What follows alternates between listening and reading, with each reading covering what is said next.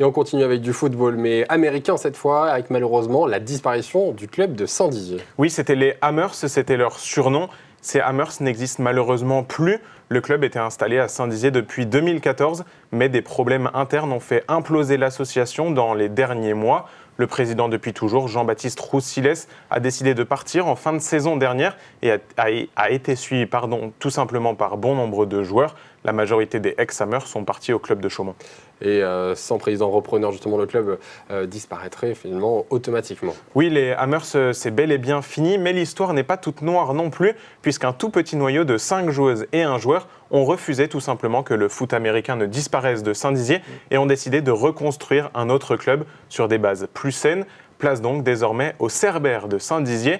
Avec 6 petits licenciés pour le moment, l'opération reconstruction s'annonce très compliquée, mais la fibre du foot américain est toujours présente dans la cité bragarde et c'est peut-être le plus important pour elle.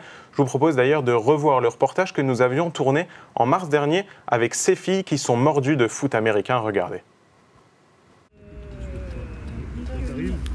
Voilà. Tac, tac. Exactement. Allez, bosse ça.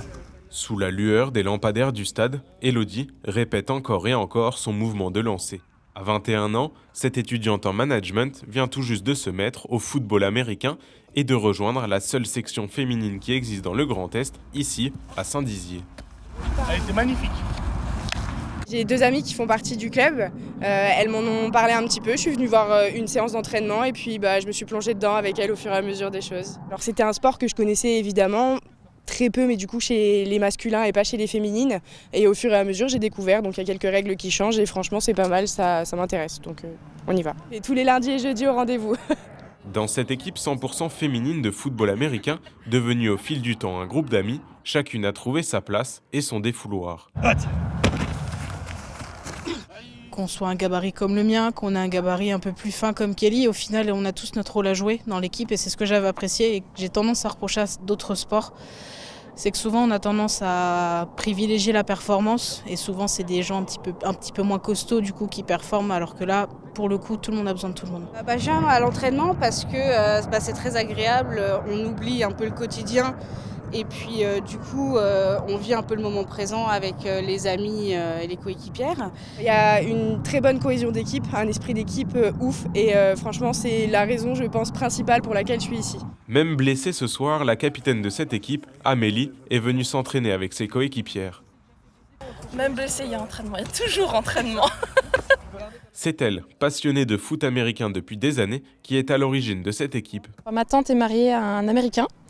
Et du coup, je baigne un peu là-dedans depuis un peu toute petite. Donc c'est des choses que j'adore, par exemple regarder Super Bowl chaque année, ne serait-ce que pour le sport, mais aussi pour tout ce qui est autour du football américain. Ça reste quand même familial.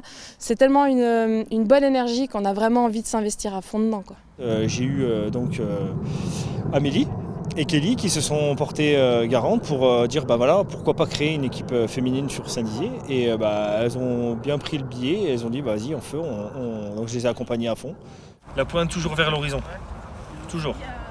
Au moment où tu t'armes ton bras comme ça. Quelques mois seulement après sa création, l'équipe bragarde se repose déjà sur une dizaine de filles régulières et motivées. Mais Amélie voit encore plus loin pour ce qu'elle appelle son bébé. Vas-y, mets ta force. Je veux que tu me le recules. Moi, j'aimerais vraiment le démocratiser à fond, qu'on puisse toutes jouer dans la bonne humeur, qu'on se dise que ouais, les filles sont là, on peut monter quelque chose de concret au niveau national, parce que on a les moyens et on peut avoir l'effectif pour. À l'heure actuelle, nous sommes en entente parce qu'on n'est pas assez de filles pour pouvoir participer au championnat, mais le but, ce serait vraiment de pouvoir avoir le max de filles pour pouvoir faire un bon championnat et gagner sous nos couleurs.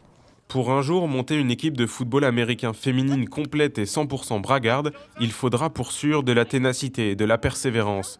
Mais à voir la personnalité de toutes ces filles sur le terrain, nul doute que la passion finira par l'emporter sur les clichés.